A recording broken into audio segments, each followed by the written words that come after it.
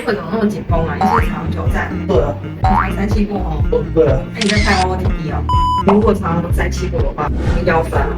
很常有手。做完都没有录文痛，对，我做完不行了，走了，那运动表现应该蛮差的吧？就一直看我，好像不卡才怪。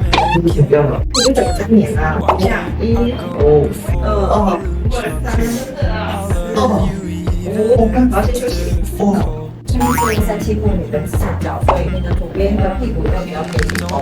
真的不要再3期过了，不然你待会一直往后。